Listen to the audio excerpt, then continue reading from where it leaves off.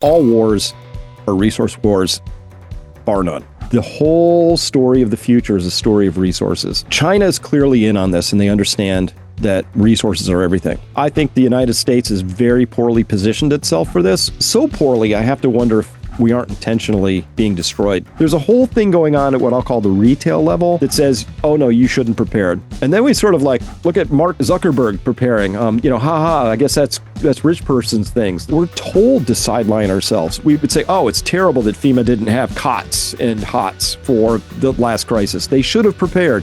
No, you should have prepared. There's that whole idea that, well, all wars are resource wars. What is your understanding of all that? This is the $64,000 question. All wars are resource wars, bar none, right? And even when they were so-called religious wars, that was a form of power, which is a resource. So China is clearly in on this, and they understand that resources are everything. And they have a whole plan, and they're doing all this. They have the Belt and Road Initiative, which we know is going across Asia, but they have a similar one unfolding right now in South America. When we talk about Venezuela, obviously the United States is showing up there, not because we suddenly care about drug cartels or socialism is bad, because Venezuela in the Orinoco Belt is sitting on the second largest known proven reserves of oil in the world. So that's why the boats show up there. There's people dying in Sudan and Chad and other places. Boats don't show up there. You know why? They don't really have anything. Mm-hmm. If you want to understand the history of wars, whenever a pipeline goes in, usually there's a war within a few years right afterwards. Surprise, right? Because that is the ultimate form of power. So Russia had been doing something very, very terrible. They had been resisting this idea of the WEF and this global domination, and they didn't want anything to do with LGBTQ plus, and they didn't want anything to do with, all of this craziness that they saw that were sort of the culture wars, right? Were being undermined at the individual family level, at the nation level. You don't even have a border. You're not allowed to have national identity. You're supposed to have this white guilt. There's all this stuff that was sort of being run as a program. And Russia said no. And wouldn't you know it, that's a sin, right? It's just like when Gaddafi said, hey, you know what? We should make a gold-backed dinar.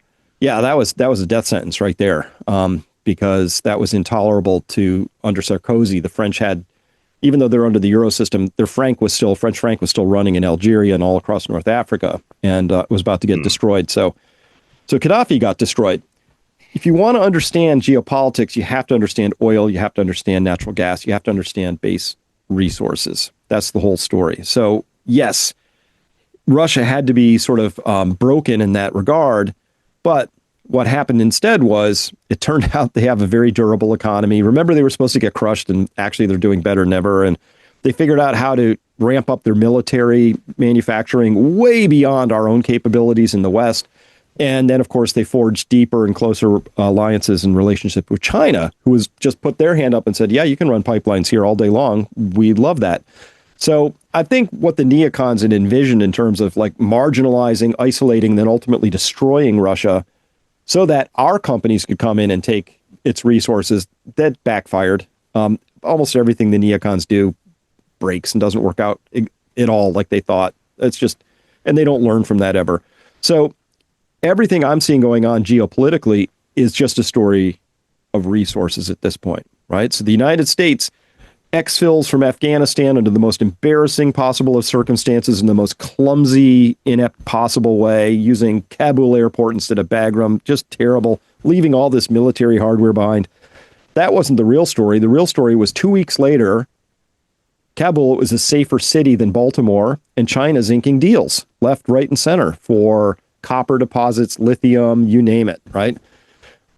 The whole story of the future is a story of resources, particularly energy resources, but some other ones too. And I think the United States is very poorly positioned itself for this. So poorly, I have to wonder if we aren't intentionally being destroyed, but that's a second conversation.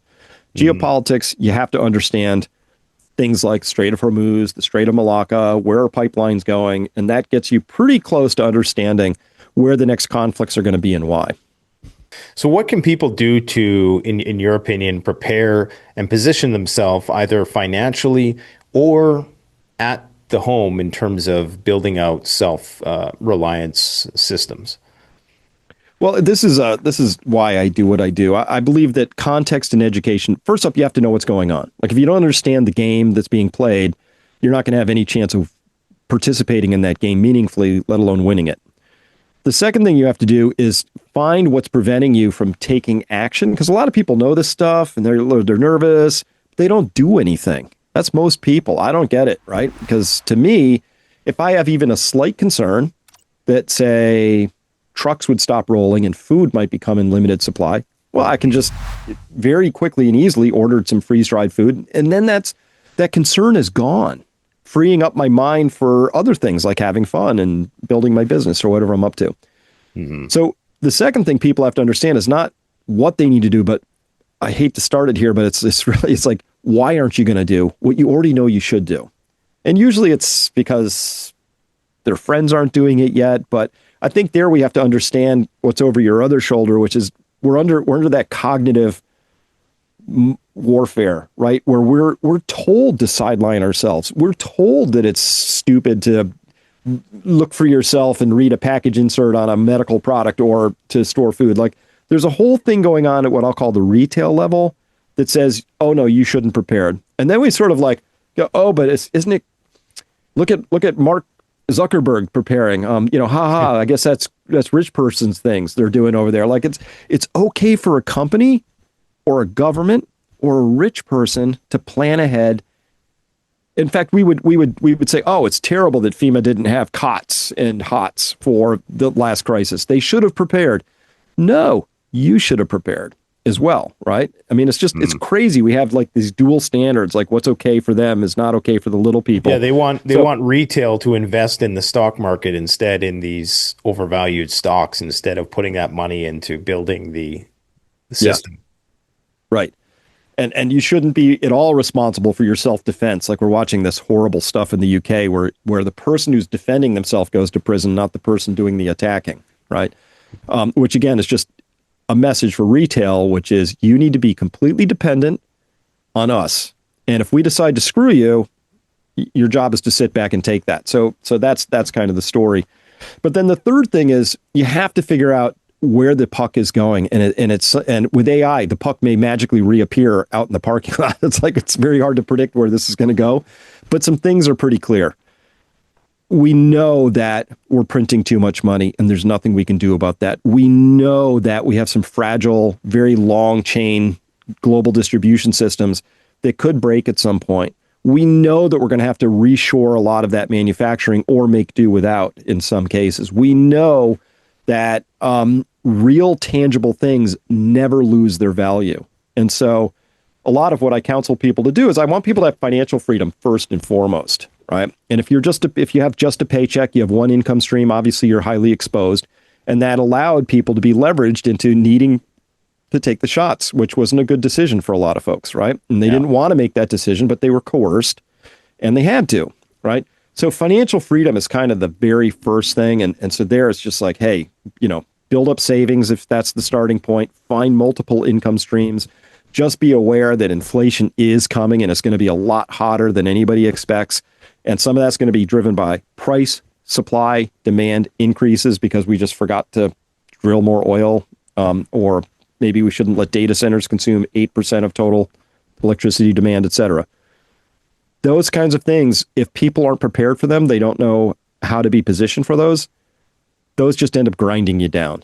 So I think people should obviously have as much financial buffer as they can. And would you say that general commodities are a relatively safe play at this stage in the game, be it oil, copper, silver, gold? Oh yeah. Yeah, no, absolutely. I'm irresponsibly long gold and silver, have been for a while.